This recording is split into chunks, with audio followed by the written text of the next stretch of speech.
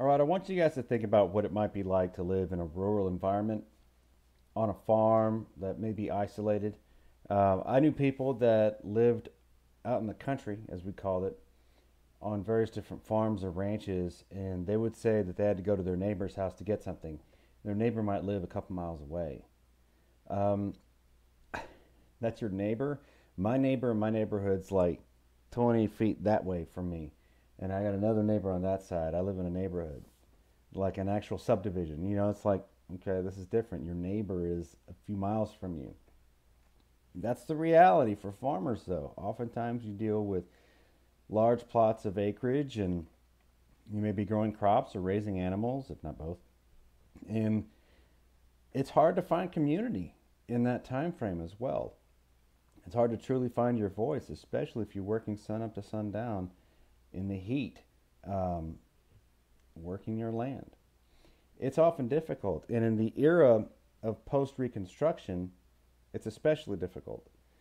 Further, if you have people who are moving further and further west, you may not have neighbors for miles and miles. Never mind 2 miles, maybe more like 22 miles. Okay? So things would have to change in order for farmers to have more of a collective voice. And there were people who recognized this at the time. You have what's known as a Granger movement, the National Granger Patrons of Husbandry, Grangers, if you will. They recognized that oftentimes farmers were isolated. They didn't have collected resources, and they didn't oftentimes have a political voice. And so they wanted to try and organize events and discuss scientific agricultural breakthroughs and have various different things that would improve farming techniques, and if anything else, to establish some form of reasonable community for people who live distances apart from one another. So they ran into some issues because they couldn't quite have political power. They didn't really build political power, oftentimes because they were just inexperienced politically. But one of the things that would eventually change is that farmers in the South, whereas the Grangers may have failed politically, farmers in the South were successful by creating a farmers' alliance. Um, these farmers' alliances, especially in the South, would create cooperatives that served as their own marketing mechanisms. They saw that a lot of lenders would keep a cycle of perpetual indebtedness for a lot of farmers and sharecroppers in the South, and the Farmers Alliance wanted to break away from that. They saw a lot of concentration within larger companies, and they wanted to do away with that.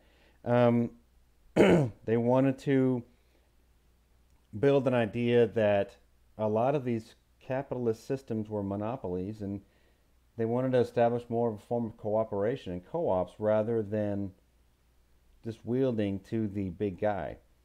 So you would have this movement of Farmers Alliance folks who would speak to various different rural areas and lash out frustrations and perhaps maybe come to common ground so as to perform political alliances that could actually have a stronger voice and perhaps affect change in the way that politics were run concerning farmers and how farmers might actually have a political voice as things were moving towards larger industrial businesses. So you did have various folks who would meet in places, particularly in Ocala, Florida, where farmers from the North and the South met so as to understand their similarities and how they can bind together to be politically powerful. And in this instance, you had a rising and emerging system of populism that came about the Farmers Alliance movement. Populism, in this particular regard, with the Farmers Alliance, was really an idea that became popular specifically to farmers to shake up the political world by breaking up monopolies that existed because of growing capitalist mindset so as to wield bigger political influence for the plight of farmers. So you have a populist mindset that grew out of this time frame that wasn't based on intellectualism or various other different things that appealed to everyone. This was more of a broad-based appeal for those in agriculture. Okay, And that was one of the limitations of this movement at the time.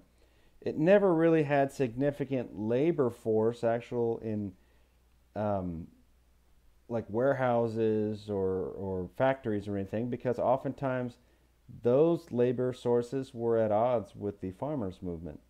So oftentimes it became difficult to attract support outside of agriculture.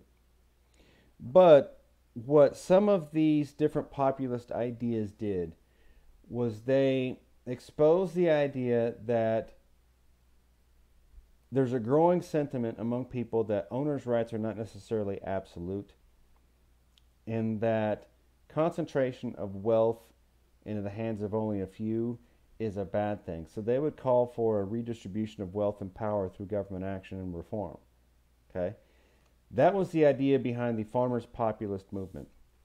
Nowadays, you look at populism for what it is. Trump populism, for example. Donald Trump is popular with his base because he rejects the idea of conformity, political conforming. He is the anti-politician. For a lot of people who are upset with political stalemates or perceived media biases or anything else along those lines, he's a guy who's willing to fight and stand up for them. He will stand up to the media. He will question them. He will mock them. He will confront them and be the guy who is a pariah for American media. And some people eat that up. He's seen as a guy who will fight for those who don't have a platform to speak. They're not celebrities. They're not athletes. They're not Democrat politicians. They're not a media that's perceived to be biased towards one side. So Donald Trump fights for them. Rightfully or wrongfully, he's very popular within them. It's a form of Trump popularism that's not necessarily tied to a specific ideology. Donald Trump is not your typical Republican. And for some people, that's what they want. They want somebody who will fight against the liberal media who's not your perceived weak Republican politician. So they wanted somebody different and they got him. The idea of populism is that there are political movements that rise against the norm that people fling to. Whether it's intellectual or not, popularism has its place in American politics. Me personally, I don't know if that's truly the answer. But there are people who flock to it, and that's what makes it big. But around this time, in American history in the 1880s and 90s, populism began to arise because of the Farmers Alliance movements.